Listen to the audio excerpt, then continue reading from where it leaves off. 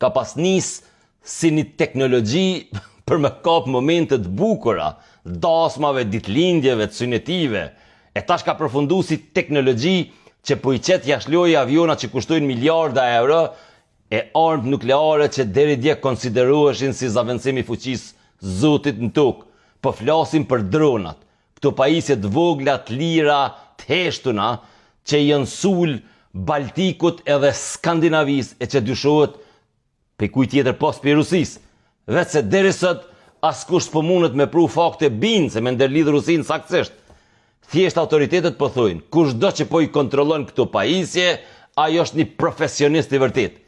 Janë vegla që kushtojnë rreth $10,000, janë veç 2 metrat mëdhaja, gjana, e që tash një javë po qëndrojnë mbi bazat ushtarake të shteteve veriore të kontinentit tonë ose rreth e rrotull aeroporteve komerciale që edhe ashtu janë stërngarkume.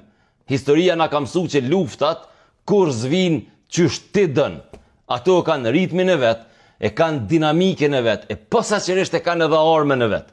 Kësaj here po doke që fjala kryesore nuk o takon as tenkave, as avionave supersonik, po dronave që munden me fluturu në zemrat e qyteteve pa u vrejt pe jaskujt, që nisin si syve zhgus e përfundojnë si sprovë për reagim. Evropa veç është duke e kuptu që ka hyrë në një epokë të re, që është e panjohur, ku një qëllim me senzora dhe një hordhi dronash mundën me ta paralizu hapësirën ajrore të kontinentit, me godit infrastrukturën kritike e me i detyru qeverit me i ndryshu ligjet. Në fundjavë u rikthy paniku, drënt pa identifikum, u pan mbi bazat kryesorit Danimarkës dhe mbi bazat kryesorit Norvegjisë. Në disa raste, ato po rrinë 10 minuta në ajër, në raste tjera i kanë mbyll përkohësisht aeroportet kryesore të vendit të i paralizu fluturimet e të i shkaktu panik në mesin e qytetarëve. Autoritetet e kanë thonë qartë, nuk i kanë arzu ende këto pajisje, këto vegla, drënt, jemi duke i hetu. Kjo val nuk është e izolume, mujnë e kalum 10 drën hynë hapësirën ajrore të Polonisë duke detyru NATO-n mu aktivizu. Shumë analist e qojtën këto si paralajmërim. Taktika që përdoren jo me shkatru, për me testu refleksin e aleatëve, me kriju panik e me shkaktu kosto psikologjike dhe ekonomike. Për mju përgjigj, Bashkimi Evropian tashme e ka shpallë projektin e ashtu quajtun muri i drënve, një rjet i senzorëve e mjetë e neutralizimit që do të me formu një perdë të sigurisë për gjatë gjithë kufive lindor të kontinentit evropian në kufi me Rusinë.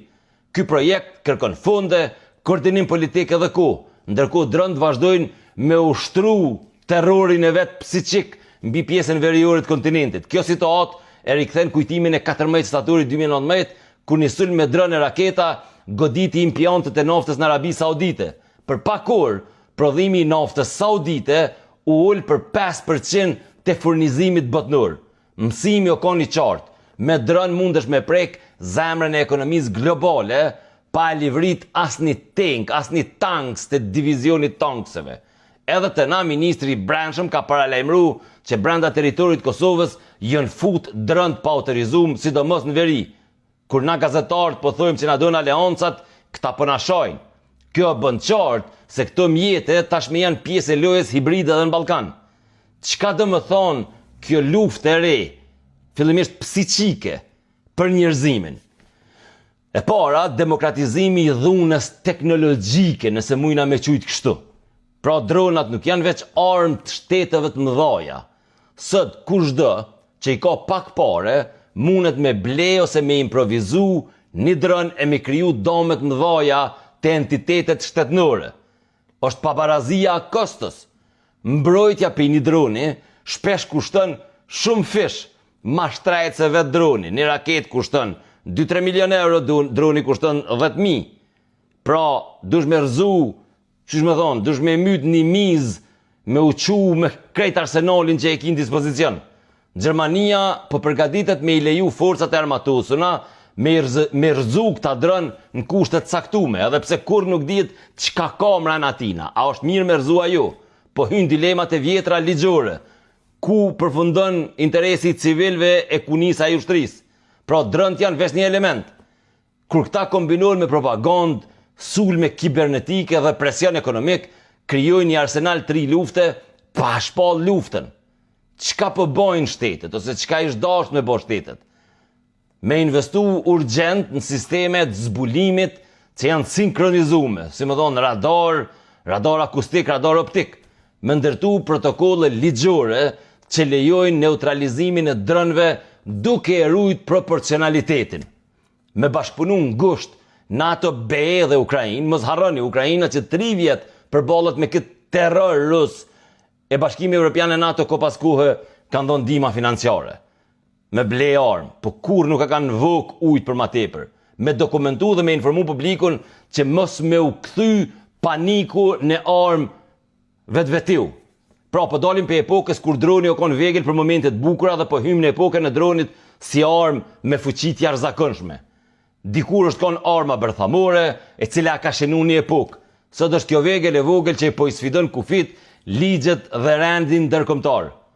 Pyetja që mbetet është kjo: a kena me ndërtu murin për me mbrojt shoqënitë tona, apo do t'i lejojmë botën me rrëshqit drejt një realiteti ku destabilizimi me drën bëhet i papërballueshëm pothuajse për secilin aktor shtetënor. Mos harroni, kjo video dhe gjitha videot e mia sponsorohen prej Mobi Sim, e cili është eSIM, mundi me shkarku në iOS edhe në Play Store, me marrë data nëse udhtoni jashtë Kosovës, e për Kosovë kushton shumë më lirë dhe interneti është shumë më i mirë. Është farmacia Riga, e cila i ka rreth 100 pika në këtë Kosovën, është një nga farmacive kryesore në Republikën tonë, është Jysk Kosova edhe është Espresso Pavin.